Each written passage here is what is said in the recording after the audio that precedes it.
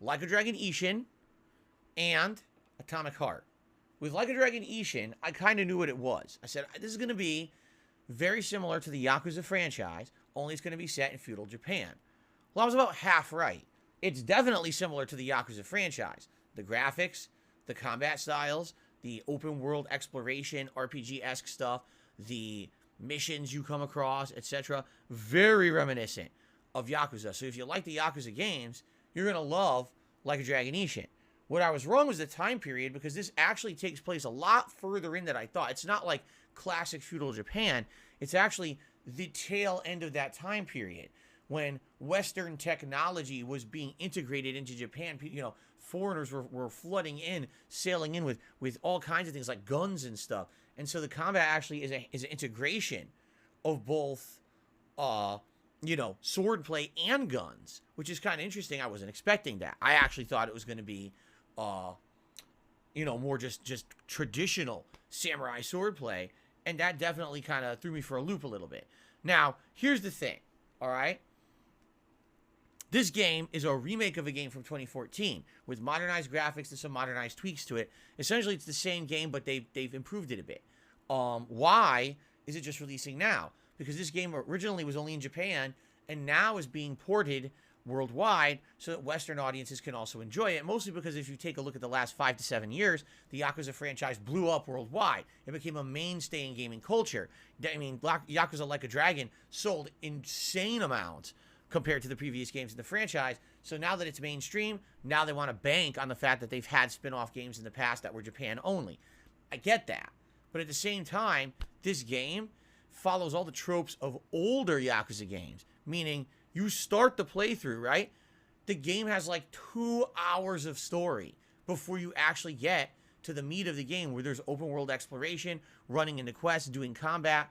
And it's like, wow, that is a really slow burn start. And listen, I'm all for story and a good narrative, but even I was getting bored in the first 2 hours of this game, just saying cutscene, cutscene, cutscene, cutscene, cutscene, dialogue, dialogue, dialogue. Like, oh, the pacing of the beginning of the game could have been so much better. I really feel like, sadly, that's going to hurt the chances. That's definitely going to hurt the chances of people following the playthrough. I went on Tuesday, I started that stream with over 400 viewers. By the time that stream was over, we barely had 200. And that's what happens when you have slow momentum at the beginning of a game. People are like, oh, the whole game's going to be like this. And they dip. But that's actually not the case. The game in the final hour that I played on Tuesday got much better. Once you hit that formula stride of open world. Oh, look, here's a random encounter.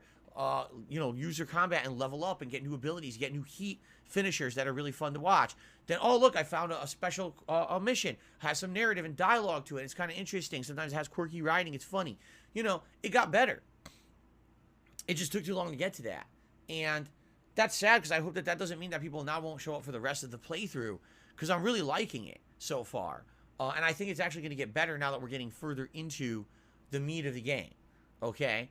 But it's pretty much exactly what I thought. It definitely plays like Yakuza. It's that formula of gameplay, only with a different setting.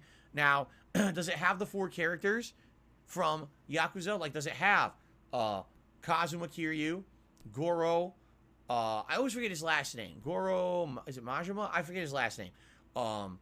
Akiyama, and the other guy, Saejima? Yeah, Saejima. Does it have all of them? Yes, but they're not those characters.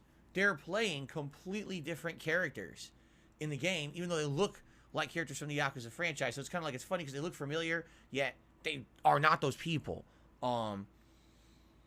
You know, so it's good so far. If you like Yakuza, you're likely going to enjoy the game, and you'll likely enjoy my playthrough of it. But there's some people who likely had an open mind, and within those first 2 hours were like, oh, I'm completely turning off from this. And that's sad. I wish that maybe hopefully they'd come back tonight as I play it on my late stream and give it a second shot to see that the whole game isn't just cutscenes. I guess we'll see what happens, all right? Now, the other game that I played on Tuesday was literally I had no clue what to expect from this game. And quite frankly, now that I played it for 2 hours, I still have no idea what to expect from this game. It is a wild game called Atomic Heart, made by a game studio, I guess, called Mundifish. This is their first outing. So when you have no previous frame of reference and no experience, you really don't know what they're going to make. It is weird. The game opens up with a setting that really feels like the world of Columbia from BioShock Infinite.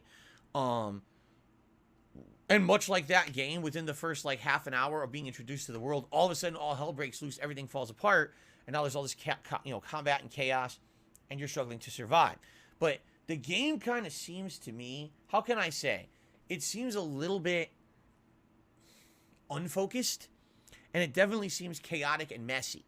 And what I mean by that is, you got a protagonist who talks a ton, but most of his dialogue is very stupid.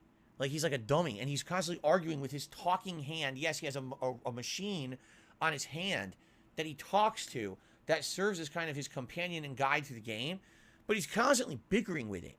It's very annoying. Like, why is he doing that? You know, and his dialogue is pretty shitty, to be honest. It's not very interesting. It's like, you're the protagonist, you're supposed to be this guy. I don't really want to be this guy. It's a little annoying. The audio in the game in general has issues. Like, you'll be walking through an area, and you'll be hearing someone next to you talk, but then you'll start to talk to the hand, but then a loudspeaker will start talking. So you've got like 3 dialogue things all playing at once. You can't make heads or tails of what's going on, and the volume levels don't seem to really adjust or make sense. So there's parts of the game where you don't know what, it's like just chaotic blabbing. And it's like, that's not good. There definitely should have been better audio direction here, because it's trying to get you into this world. This you know, oh, the world is perfect because the Soviet Union has taken over the world or whatever, and it's a world of crazy futuristic tech, but then all the tech malfunctions. And of course, you're being told one thing. You're being told that it was some kind of a rebel or a deserter or a traitor who caused all the tech to malfunction. But have you actually seen any evidence of this? No, you haven't. It's just what you're being told by your hand, and your hand is a robot being run by likely this propaganda, you know, controlling state. So maybe the hand's lying to you. You don't know what's really going on, but you're just trying to survive. But the dialogue is pretty bad, admittedly. And I don't know if of all the things in the game, the story starts strong and then immediately kind of gets stupid. And I don't know if the story will be interesting long-term or not. And now we got to get to the gameplay elements. It's a wonky game. Like, the combat just feels so unpolished, and it feels like a PC game from ages ago. You know what I'm saying? Like, you know, enemies, these robots that all look like crash test dummies. They come at you, and you can dodge out of the way, or you could just try to overwhelm them with attacks. You're just swinging wildly. You can't really do much. Like, there's a heavy attack, but the heavy attack is kind of slow and lumbering. As you level up your weapons, you can get better attacks. Like, I have this attack now with the axe that I do a 360 spin, and I can hit multiple enemies with it. But it's just bizarre. It just doesn't feel polished. Like, if you play other first-person RPGs with combat in them, like Fallout or Skyrim or, you know, the Thief series, the Deus Ex series, the melee combat or the combat in general just feels more refined. This feels like a very basic engine that doesn't seem to really... It doesn't seem like it's polished at all. It just seems like maybe it's functional, but is it fun? And when every enemy is running across the entire room with a Superman punch and hit you in the face for 60% damage, it's really weird. It's like, what were they going for here? I don't even know. It doesn't feel like... I mean, maybe they were going for something completely unique, but it's kind of wonky. Like I said, it doesn't feel precise. Some of the enemies, they come out and immediately they have a physics glitch. They go, oh, they start like vibrating like crazy on the screen. Like, what the fuck is going on with the physics here? Let me put it this way. 2 hours in, it's a weird game. And it was funny because I look at the feedback I get on my channel during my day off, okay? And I'm reading all the comments from this playthrough so far. Here's what I'm seeing. Here's the comments I'm getting. All right? Like a Dragon Ishin is the kind of game you would like to buy and play yourself, but maybe the playthrough wouldn't be the best thing to watch. However, Atomic Heart is a game literally I would never buy or play, but it's such a weird game I'd like to watch Phil play it, because I think it'll be entertaining to see how weird and clunky and buggy and unfinished and wild this game can get. You know what I'm saying?